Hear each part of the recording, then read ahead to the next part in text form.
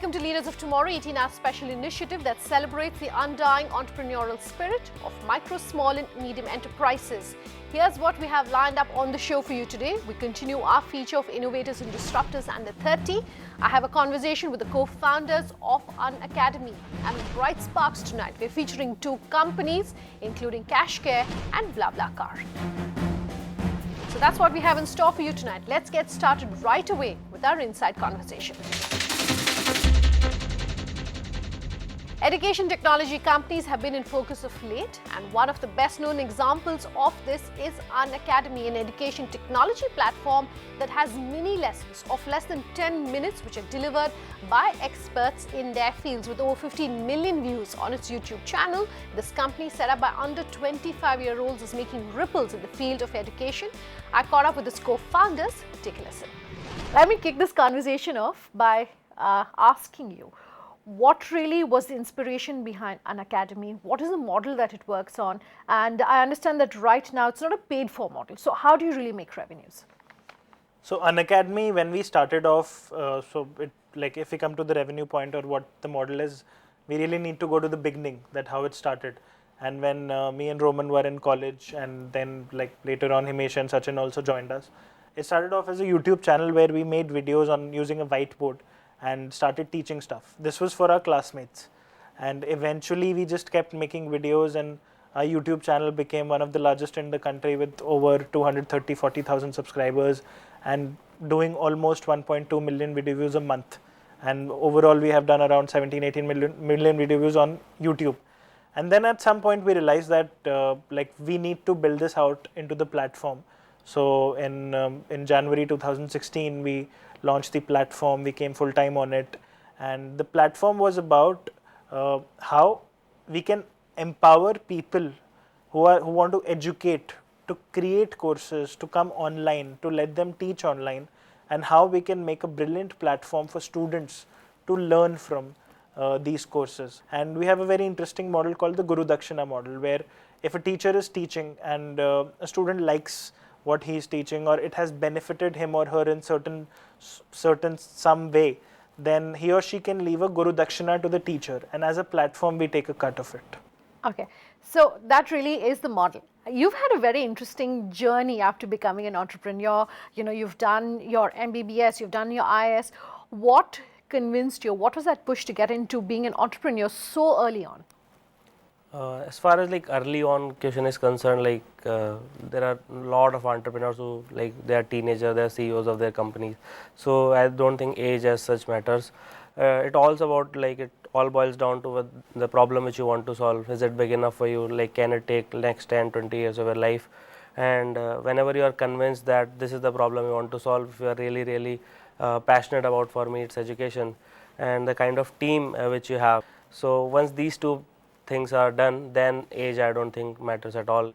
Gaurav, I want you to respond to that. So you've raised one round of funding. I understand you're in the process of raising a second round. Have you ever had, the factor that you guys are so young work against you when you're, maybe fundraising, meeting investors, meeting potential clients? So in 2011, while I was in third year of college, I was working on this startup called Flat.to, which was a real estate accommodation site for students. And I was just attending this guest lecture by Akrit Vesh. He had come to talk about how he was building Flurry in India and stuff like that, and and at some point he said, I do angel investments, and that was the time I started paying attention.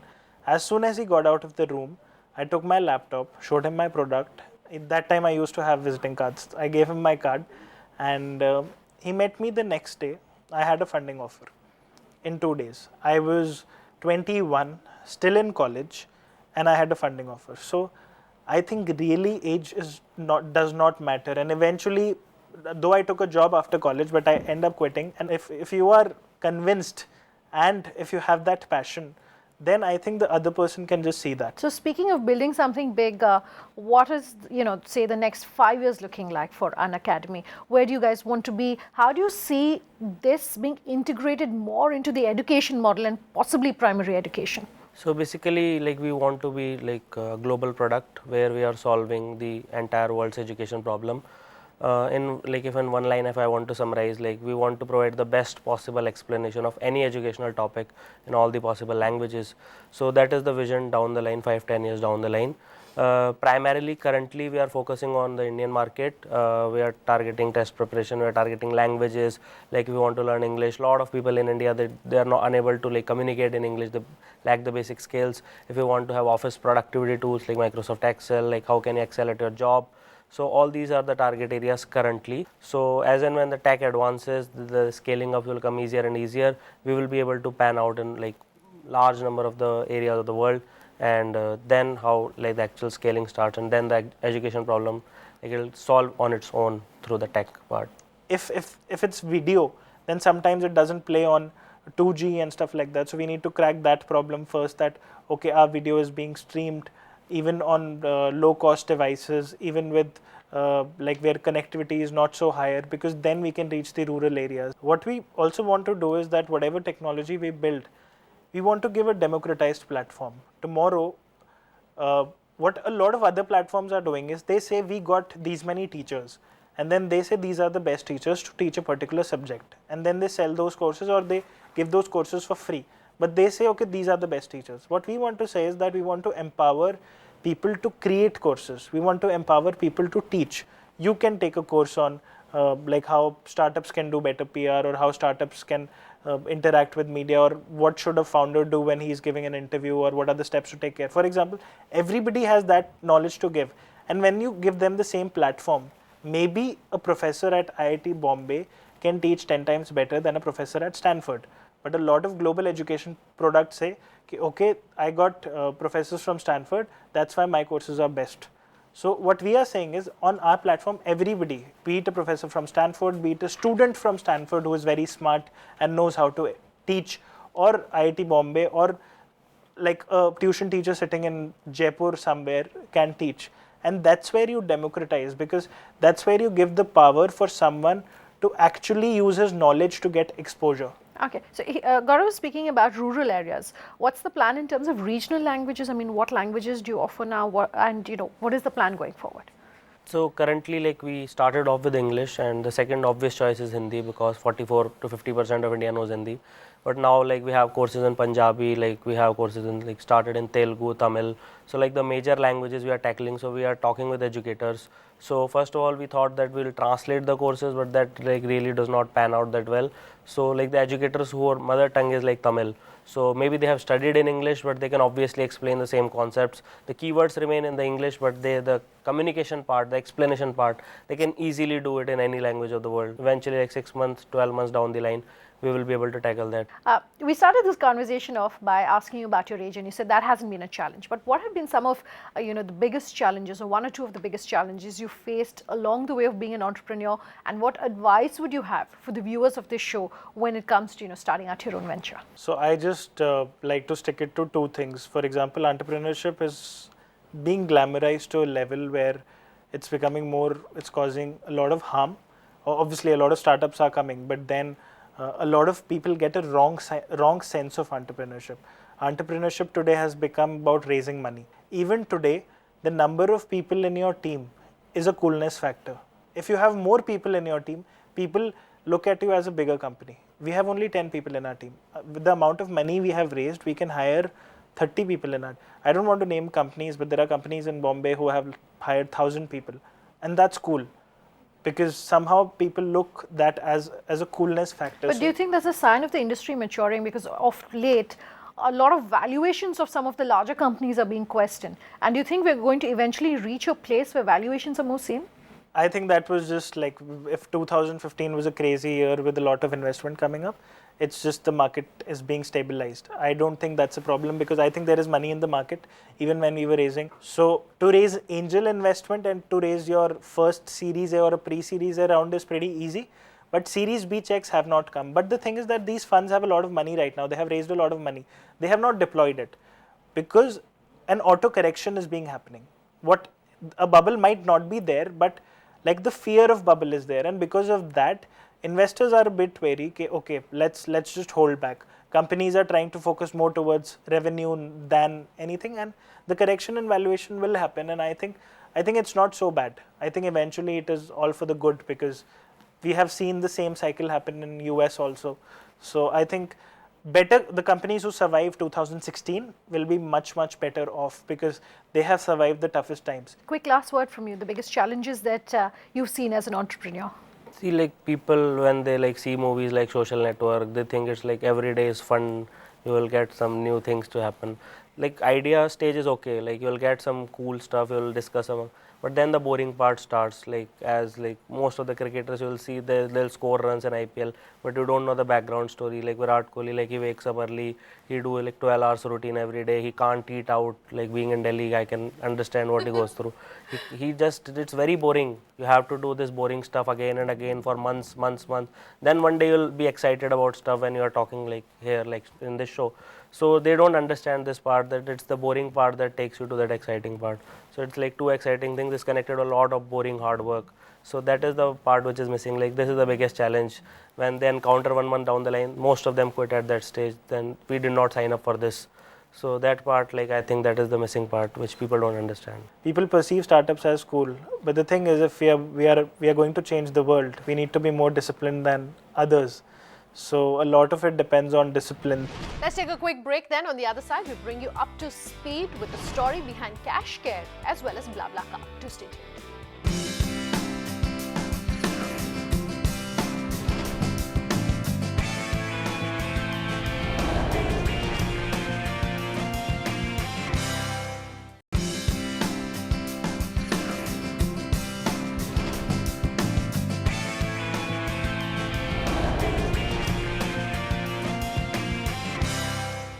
Welcome back to Leaders of Tomorrow. On Bright Sparks tonight, we're featuring CashCare as well as BlaBlaCar.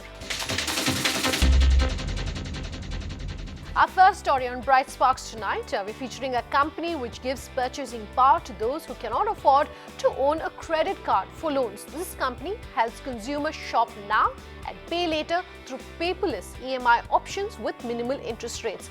Paulomi Mukhopadhyay takes a look. Over-budget gadgets, expensive watches, fancy clothing range. With the increasing buying options online, the purchasing power of consumers are decreasing.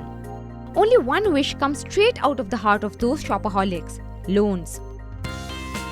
One company that wants you to have the power to buy now and pay later is CashCare. This fintech firm helps customers buy products online and repay through 3 to 12 months EMI. CashCare helps customers buy products from any online or offline partner retailers in the country and convert their purchases into easy EMI options without a credit card. Launched in 2015 by its founder Vikas Sekhri, CashCare has given best price options to the consumers, including 0% EMI rates. Vikas, give us an idea about CashCare technologies. Why do you think India needs a lending marketplace? What CashCare specializes in is a point-of-sale lending solution, where consumers can easily convert their purchases into EMIs with a click of a few buttons. What we really focus on is helping consumers achieve what they want. CashCare today works with 6 different industries. We work with travel, we work with used products, we work with education, we work with consumer durable, we work with high-end fashion. So our reach is, objective is to accomplish or wherever there is an expensive item which is anywhere greater than 10,000 rupees, where the real need for EMI really comes in, we want to be present there. Don't you think zero paperwork is a bit of a risk? Doesn't it increase the chances of fraudulence? Today as a company, we do some paperwork. What we have done is that we have cut out all the pain points of paperwork. One is that the customer does not really need to bring the documents to us. So we send our agents to them, and then we keep the paperwork to minimal, to KYC or any supporting documents that are required. What is more important is, as a technology solution provider, is that can we actually understand the consumer, where they live and where are they from properly. And if we can, through various data sources that we have, then we can definitely significantly reduce the risk than even doing it in a physical format. How do you maintain your margins with 0% interest rate? 0% interest works interestingly well at the point of sale.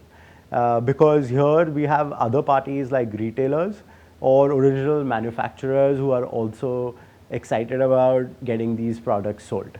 So there are times where brands would collaborate with us and share that interest cost on behalf of the customers, and hence be able to actually provide that 0% to the consumers. So it doesn't really come out of the margin, our margin always, but it becomes a much more attractive proposition for the consumer to take that loan. Using technology and various algorithms, CashCare aims to service customers who do not have any access to credit. Consumers can purchase a product ranging from Rs 10,000 up to Rs 1.5 lakh and opt for CashCare as their payment option while checking out. CashCare team not only help them avoid cumbersome paperwork but assure instant loans within 2 minutes of registration and verification.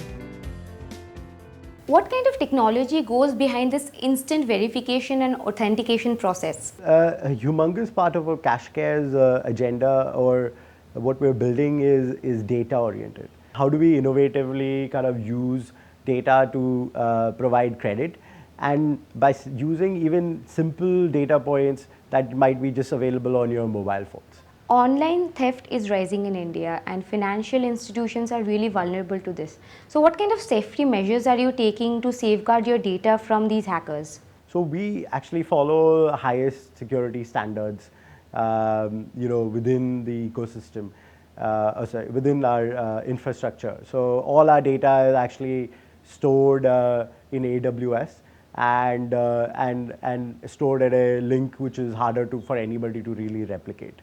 Any data that even flows within our ecosystem, we, especially the PII level, we ensure that it is encrypted and passing along any communication tools, so that again there are no leakages at that point. Within a short span of time, CashCare has partnered with 10 leading e-commerce firms like ShopClues, MakeMyTrip, ShopMonk, and a few noted non-banking financial companies. In a country where consumers are smitten by discounts and buying options, CashCare gives EMI alternative to customers who earn an average monthly salary ranging from Rs 10,000 to 25,000. To avoid the time-consuming, detailed documentation for borrowing and lending, CashCare has proved itself to be one of the few players who has streamlined and optimized the use of technology in creating focused solutions for consumers. The world's largest ride-sharing long-distance community, BlaBlaCar, has made its entry into the Indian market after making itself a preferred choice for intra-city travel across 22 countries globally. But what does it have in store for Indian commuters? Libza Manan caught up with the country head of BlaBlaCar India. Listen. India is the only Asian market to become a part of the BlaBla community, and within a span of 1.5 years, the brand has registered a presence across 700 Indian cities. Today, Raghav Gupta is leading BlaBla's journey in India with his strong business acumen and innovative propositions. So Raghav, talk to us about the genesis of BlaBlaCar, and being an international brand, how smooth was BlaBlaCar's drive to India? Intercity travel is not so easy in India, right? We are a country where fuel is expensive, right? And when one wants to go from, let's say, Delhi to Chandigarh, getting a train ticket, getting a bus ticket can sometimes be a little, not the easiest. So the idea was, let's come in and solve for that, because we have a service and a platform that is really driven by technology, it's driven by people, it's driven by our passion. But Raghav, ride sharing isn't new to India. We have seen numerous taxi aggregators like an Ola or an Uber offering carpooling options. So what BlaBla has in store to lure and attract consumers? Some have a taxi share option, which is obviously different. And then some have a taxi or rather a carpool option, which typically tends to be for home to office or intra-city. So it is carpooling, yes, but it is in the short distance space. BlaBlaCar in India as well as in other countries tends to be focused on long distance or city to city travel. How has been the traction of consumers since BlaBla's entry into the Indian market? So far we've seen close to 2.5 million seats offered on our platform. So So that's a very large number, obviously, which tells us that there is strong traction for our service in India. And I think what's very interesting is that this 2.5 million number has come from 700 cities in India. Is there any new innovation that you're planning to bring in BlaBla exclusively for India? Trust and safety concerns are bigger in India than they might be in some other countries. So we don't take IDs, for example, in other countries. It's a feature that we have in India that we developed for India. And we don't only take our members' IDs, but we also verify them. The other thing which is very interesting in India is that a lot of our members like to use our mobile website. And so to have a very efficient and fast working mobile website is also quite important. And we are working on that, and we are making it more efficient for India. Keeping in mind the foremost concern of the commuters in the Indian market, safety, this ride-sharing platform allows commuters freedom to choose their co-travelers. In-depth verification, a support team, and two-way member ratings are some of BlaBla's initiatives to ensure passenger safety. The brand has also launched security features for its women travelers. India is often deemed as an unsafe country for women, and female lone travelers might want to give up the idea of long distance ride sharing with unknown co-travelers. Has BlaBla taken any special initiatives to make its women commuters feel safe and secure? Women travelers say that they would like to travel, for example, in a couples only car. So they have the power to choose who they would like to travel with. Because unlike, let's say, a taxi situation where I can't really choose who's the taxi driver who's coming to pick me up, on BlaBlaCar, it is possible to choose who one would like to travel with. We have is a ladies only feature. So a woman member on BlaBlaCar can say, I'm going from Mumbai to Pune and I would like to offer this trip to ladies only, which means a male member cannot even see that trip on BlaBlaCar. In a city like Delhi, can BlaBla be opted as a useful ride-sharing option for commuters during the odd-even traffic days?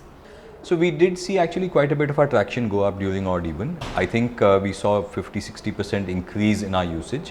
It was still on the longer distance side. So it was not so much Connaught Place to Southex, but it was Noida to Gurgaon. So we did see that kind of usage go up. Going forward, how are you planning to make the BlaBla experience more seamless for Indian commuters? What we will do in the next few weeks is and months is continue to work on certain features about more trust and safety on the platform, because that will definitely help a lot more members join us. And then the other thing that we will do is we will see what else is relevant for our members. So as an example, in some of our countries, we have a partnership where if a person's car breaks down while they're on a journey with BlaBlaCar, within 45 minutes, we send a mechanic or a tow truck to them wherever they are. So we will see if that is relevant for India. It's been around 4 months I've been using BlaBlaCar now. Earlier it was really tough for me to go back to my hometown, which is Chandigarh. I had to book my trains and buses like a week before. But since now I can travel through my own car and now take people along with me, and it's been an awesome journey till now.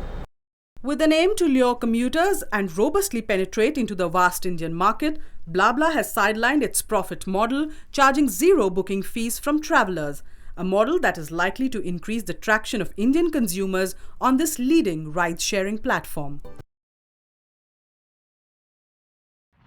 That's all we have in store for you tonight on this edition of Leaders of Tomorrow. Do write in to us at leadersoftomorrow@timesgroup.com. Reach us on social media using the hashtag LOT, or you can call us on the number on your screens. Thanks for watching.